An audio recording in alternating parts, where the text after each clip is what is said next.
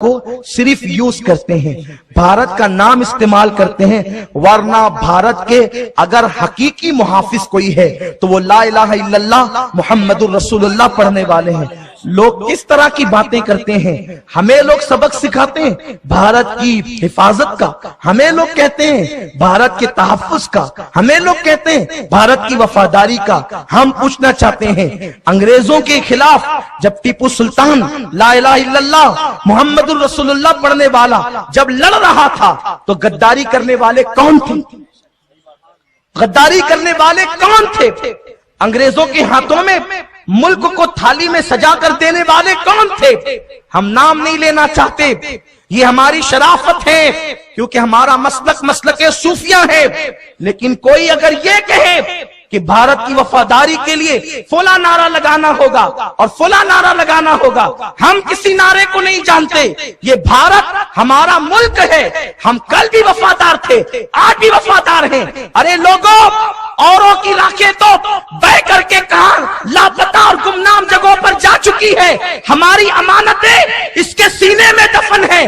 جس معین الدین کو ہم اپنی ماں سے زیادہ چاہتے ہیں وہ اس کے سینے میں سو رہا ہے، جس نظام الدین کو ہم اپنے باپ سے زیادہ چاہتے ہیں وہ اس کے سینے میں سو رہا ہے۔ اتنی قیمتی امانتیں اس کے سینے میں دفن ہے۔ بھارت سے بغاوت بھارت سے نہیں، بھارت سے بعد میں ہے۔ پہلے معین الدین اجمیری سے بغاوت ہو، نظام الدین محبوب الہی سے بغاوت ہو، مخدوم اشرف سے بغاوت ہو، حضرت قطب الدین سے بغاوت ہے، صابر کلیہ سے بغاوت ہے۔ تو سنو، اگر ہم خواجہ کے ہندوستان کا نعرہ لگاتے ہیں ہمارے لیے یہی کافی ہے، یہی کافی ہے۔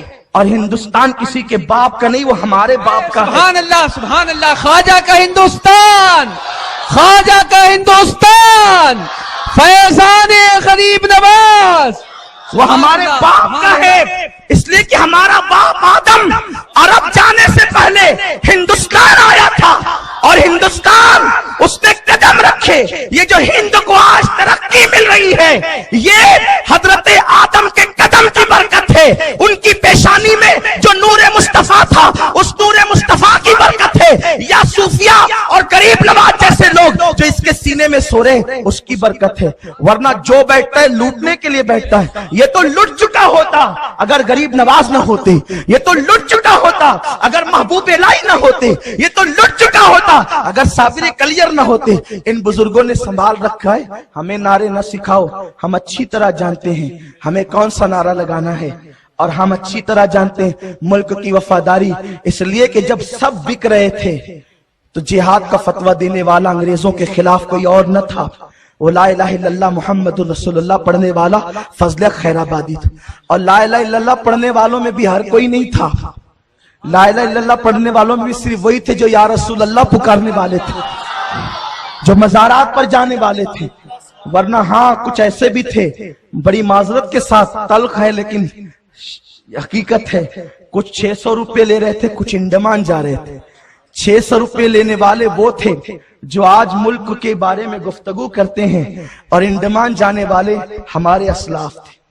بہرحال یہ گفتگو بہت طویل ہو رہی ہے، میں گفتگو کو اختصار کرنا چاہتا ہوں، اور حضرت نے عنوان بھی دیا تھا لیکن کیا کروں، اپنے اسی عنوان پر میں مکمل طور پہ گفتگو نہیں کر سکا اور ٹائم شارٹ ہو گیا۔ تو یہ کہنا چاہتا ہوں ہم نے کبھی بھی بھارت کے خلاف، ملک ہندوستان کے خلاف کسی کاروائی میں حصہ نہیں لیا ہے، اور انشاءاللہ نہ ہمارے جوان لیں گے۔ یار جن کو اپنے بچوں کے مستقبل کی فکر ہے وہ کیا کسی کی بغاوت۔ جس قوم کی غربت کا عالم یہ ہے کہ وہ اپنے بارے میں نہیں سوچتے، وہ ملک کے تخریب کے بارے میں کیا سوچے۔ جو اپنے پڑوسی کے خلاف نہیں سوچتے وہ اپنے ملک کے خلاف کیا سوچیں گے۔ آپ جیو، جینے دو۔ محبتیں ہم نے تقسیم کی تھی، تقسیم کرنے تقسیم کرتے رہیں گے۔ ہاں ہم نے کبھی ملک کو لوٹا نہیں، جنہوں نے لوٹا ہم نے ان لوٹنے والوں سے ملک کو بچایا، ملک کو آزاد کرایا۔ کافی مراد آبادی ہمارا سپوت تھا جس نے جو ہے وہ انگریزوں کے دار پر پھانسی لی تھی، ہاں وہ ہمارا وہ یا رسول اللہ کہنے والا تھا، وہ نعت پڑھنے والا اور نعت لکھنے والا تھا۔ ہاں اس لیے کوئی ہمیں نہ سکھائے۔ اور اگر آج مولویوں کی زبانیں بک رہی ہے تو ہم کسی ایسے مولوی کو نہیں مانتے جو شریعت کے خلاف بات کریں، کیونکہ ہمارے یہاں تو معیار رسول اللہ کی ذات ہے، جو ان کے مطابق بولے گا وہ اپنا ہے، جو ان کے خلاف بولے گا اپنا ہے۔ اور آپ کو بھی کہتا ہوں پوپٹ مت بنو، دوسروں کی بولی سن کر کے مت بولا کرو، بلکہ بلبل بنو، اپنی بولی بولا کرو۔ کسی مفکر نے کہا ہے طوطا قید اس لیے رہتا ہے کہ وہ دوسروں کی بولی بولتا ہے، اور بلبل آزاد اس لیے ہوتی ہے کہ وہ اپنی بولی بولتی ہے۔ اپنی بولی بولو، طوطا مت بنو جس نے جو کہہ دیا ہاں ٹھیک ہے، یہ بھی ٹھیک ہے، وہ بھی ٹھیک ہے۔ ہم ضمیر فروش لوگ نہیں ہیں، ہمارا مذہب اپنا مذہب ہے۔ ہم اپنی ماں کو نہیں پوجتے، جو ہماری حقیقی ماں ہے ہم اس کو نہیں پوچھتے، تو زمین کو ہم کیا پوجیں گے؟ ہم صرف اللہ کی عبادت کرتے ہیں۔ ہاں لیکن ہمارے رسول نے سکھایا، حضور علیہ السلام نے سب سے پہلی جنگ میں جو حصہ لیا، اعلان نبوت سے بھی پہلے 14 سال کی عمر میں، وہ ملک کے تحفظ کے لیے لیا۔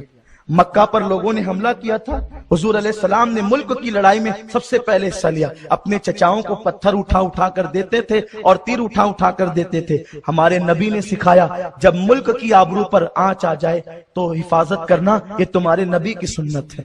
تو اس لیے ہم ملک کے غدار نہیں، اور ہمیں کسی کو قسم دینے کی ضرورت بھی نہیں ہے، اور ہمیں قسمیں اٹھانے کی ضرورت بھی نہیں ہے ہم وفادار ہیں یا غدار، اس لیے کہ ہند کی سرزمین پر ہماری تاریخ لکھی ہوئی ہے۔ تاریخ کو مسخ کرنے والے تاریخ چھپا سکتے ہیں لیکن اس کو مٹا نہیں سکتے۔